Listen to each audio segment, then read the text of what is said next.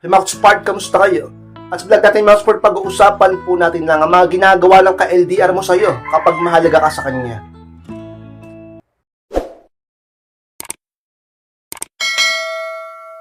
At kung handa na kayong lahat ay masarap po tayo, at muli, be inspired!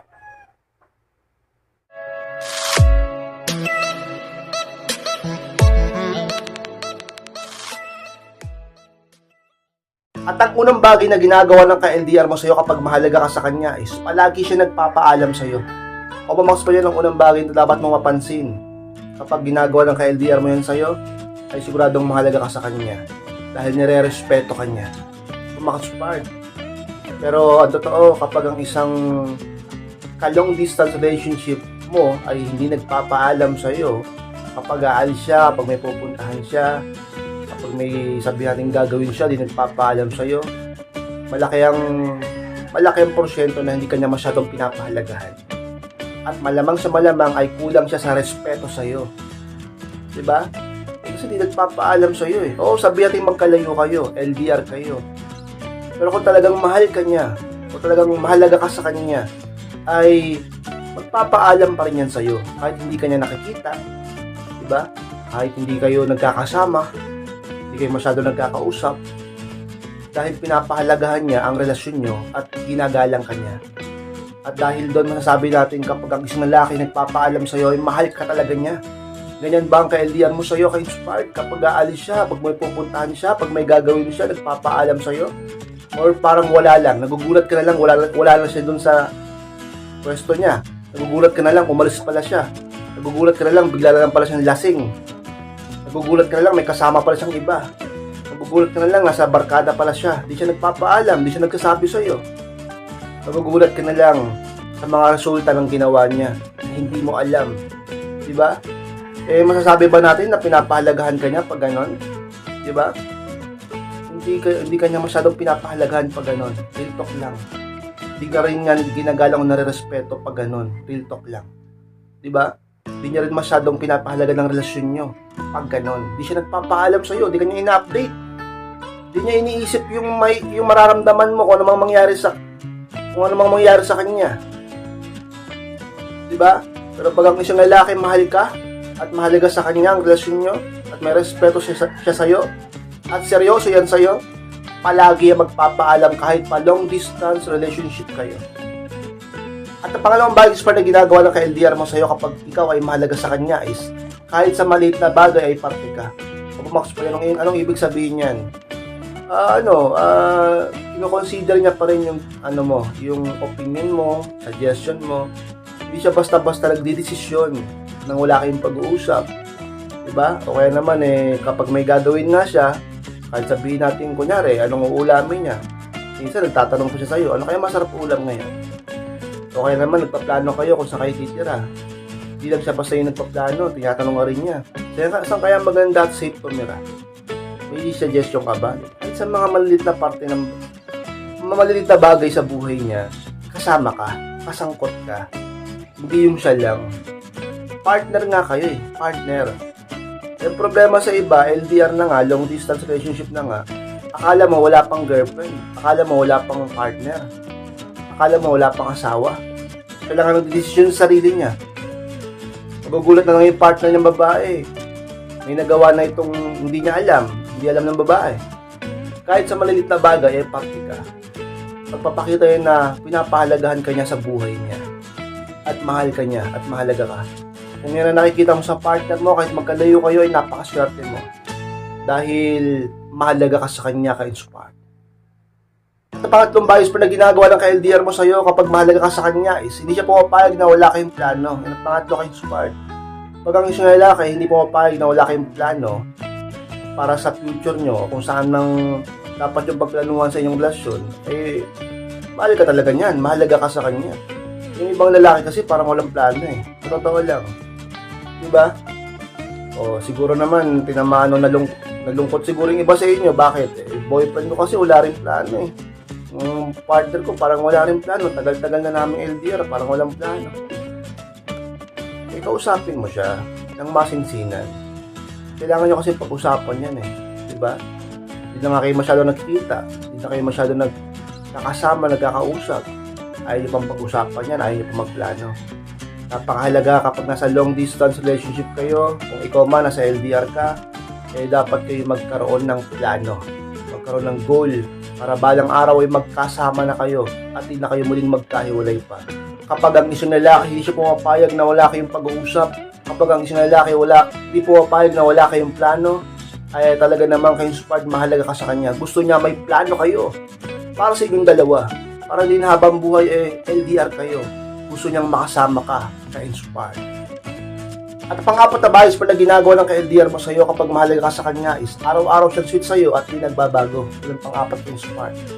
Kapag ang isang lalaki man o babae, pag ang isang tao ay talagang mahal ka, araw-araw yan malambing sa'yo. Tandaan niyo yan. Ganun yan. Sabihin ng iba, inspire, paano yung partner ko? Bakit? Minsan parang hindi siya malambing sa akin. Oo naman, no? Malay mo naman may problema. O malay mo masama pakiramdam. Kayo naman, masyado naman kayo Unawain nyo din. Matuto kayong mag-adapt at maging understanding na tao o partner. Masyado ang problema sa tao, lalo sa mga Pinoy. Pag nasanay, gusto nila ganun na lang. Nasasanay masyado. Hindi marunong nang umunawa. Baka naman ka hindi malambing ngayon ng boyfriend mo, o asawa mo, partner mo, dahil masama pakiramdam. Mahirap namang maglambing ng ganun-ganun lang kapag hindi okay yung pakiramdam. O kaya naman, baka maraming iniisip, maraming problema, may pagsubok, maraming ginagawa. Ikaw naman, pero pag okay naman siya, di ba, naglalambing naman siya sa'yo? Pag wala man problema, okay naman ang pakiramdam, di ba, sweet naman sa'yo? Unawain mo kasi. Kayo naman masyado kayo para kayong pabata Para kayong kahapon pinanganak. Di ba? Matuto kayong maging maunawain sa partner niyo. Pag nang isang lalaki okay naman, wala man problema, tapos laging malambing sa'yo, di nagbabago, mahalaga ka talaga doon. Kahit pa long distance relationship kayo. At naman bagay pa na ginagawa ng ka-LDR mo sa'yo kapag mahalaga ka sa kanya is inaayos niya kapag may problema kayo. Yan ang panima ka-inspire. Hindi siya pumapayag na manatili o magtagal ang problema niyo sa isang LDR. Diba? Sapagkat alam niya na mahirap pag ganun. Pag mahalaga kasi sa lalaki, hindi niya hayaang talaga namang tumagal ang problema niyo. Lalo't alam niyang magkalayo kayo. Alam niyo sa pinakamahirap, yung magkaaway kayo ng partner mo tapos magkalayo pa kayo. Isipin niyo yun, magkalayo na nga kayo tapos may problema pa. Nag-aaway pa kayo. Ano kayo ngayon yung magkakasuyuan at pagkakausap ng mabuti? Tapos ito pang babae na to, nang mablock pa. Pa-block-block pa nga nalaman. Paano ngayon yan? Tapos mangga-unblock din naman pala, di ba? Nagpa-unblock ka din naman pala. Kaya tigilan niyo yung pambablock niyo na yan. Di ba? Dahil pag-usapan ang problema. Pag-usapan kung anong pinag-awayan, hindi pagkakaunawaan, hindi black. Masyado kayo nagpapadala sa emosyon nyo, masyado kayong emosyonal. Gamitin nyo utak nyo. Tapos kapag na-miss nyo yung lalaki, diba? Magsisisi kayo, ba't ko siya binlock? Paano kami magkakausap ngayon? Diba? Sabihin ng iba, hindi gumawa siya ng paraan, makichat siya sa iba. Gumamit siya ng ibang account, papahirapan nyo pa. Paano pag na-bad trip sa'yo dahil sa ginawang pambablock? Hindi ka kinausap, magsisisi, sayang naman ang relasyon nyo. Kayo naman, ganyan, ka-inspire. At sa mga talagang palatandaan ng isang lalaki, kahit LDR kayo, ay mahalaga ka at mahal ka niya, inaayos niya pag may problema kayo. Yung ibang lalaki kasi parang wala lang Masabi bang mahal ka na lalaki? Masabi bang mahalaga ka sa lalaki kapag may problema kayo, tinatakasan niya? Tumatakas sa problema. Yung lalaki, LDR na nga, tinatakasan niya pa. Mahal ka ba talaga nun? Pero pag ang isang lalaki, nagka-problema, may pagsubok, di ka niya iiwan. Kahit galit siya, kahit may pagkakatalo kayong dalawa, hindi kayo pagkakaunawaan, inaayos niya yan. Hindi siya pumapayag na matapos kayo sa ganyan dahil mahalaga ka sa kanya. At pati ang relasyon nyo ay pinapahalaga niya ka-inspire. At pang-anim na bagay pa na ginagawa ng ka-LDR mo sa'yo kapag mahalaga ka sa kanya is ginagawa niya lahat para hindi ka mawala sa kanya. Yan ang pang-anim ka-inspire. Alam nyo, pag ang isang lalaki, mahal ka talaga at mahalaga ka sa kanya, tapos long distance relationship kayo, gagawin niya lahat ng effort, gagawin niya lahat ng magagawa niya, huwag ka lang mawala sa kanya. Nandyan yung kapag nag-aaway kayo, nagpapakumbaba siya kahit ay mali. Nandyan yung handa siyang gumastos ng pera pag may problema. Nandyan yung kahit may trabaho siya, nagbibigay siya ng oras sa iyo. Inuunawa ka, iniintindi ka. Pinagbibigyan ka, tinutulungan ka, inaalagaan ka, minamahal ka, lahat ginagawa niya para sa'yo kahit LDR kayo. Huwag ka lang mawala sa kanya. Talaga naman ka-inspired. Ang pag-ibig ay walang pinipiling lugar.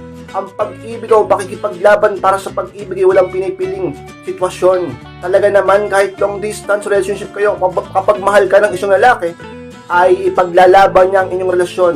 Gagawin niya lahat, huwag ka lang mawala sa kanya. Talaga naman ka-inspired. Kung yun ang nakikita mo, nararamdaman at nararanasan mo sa partner mo, ay maswerte ka. Bakit? Yung ibang ka-LDR ng babae, walang pakialam sa kanya. Yung ibang ka-long distance relationship, sabihin natin parang binabaliwala sila. Yung ibang babae, real talk lang, yung ibang babae, yung ka-LDR nila, ito yung man o afam, minsan pag nag-aaway, pinapabayaan na sila. Minsan pag may di pagkakaunawaan, hinahaano na sila, parang wala na sila. Iniiwan na sila, pinagpapalit na sila. Kaya maswerte ka kapag ang boyfriend mo or ang asawa mo, ang mister mo, ang partner mo, pag may problema kayo, ay hindi ka niya iniiwan. Ginagawa niya lahat para manatili ang inyong relasyon. Kapag ang isang lalaki ginagawang lahat para sa iyo, sa inyong relasyon, mahalaga ka dyan. Pahalagahan mo rin siya. Paglaban mo rin siya. Dahil mahirapan ka na makakita ng ganyan sa susunod kapag sinayang mo yan. Ka-inspired, lagi kayo lumapit sa Panginoong Diyos pag may problema. Sa mga paltandaan na dapat mo makita. Signs na dapat mo mapansin. Sa isang lalaki kapag mahal ka talaga at mahalaga ka, kahit LDR kayo, ginagawa niya lahat para sa iyo. Huwag ka lang mawala sa kanya, ka-inspired. At pa mo itong values na ginagawa ng ka-LDR mo sa'yo kapag mahalaga ka sa kanya is pinaglalaan ng kanya palagi ng oras. Yan pa ito at pinakahuli ka-inspired. Ang isang lalaking totoo, seryoso, tapat at mahalaga ka para sa kanya ay bibigyan ka pala ng oras, panahon, kahit anong mangyari. Kahit busy siya, masama pakiramdam niya, may problema siya, sabihin natin na marami mang dumarating na responsibilidad. Kapag kahit LDR kayo, long distance relationship, lagi pa rin siya magbibigay ng time sa'yo. Lagi pa rin siyang merong oras sa'yo.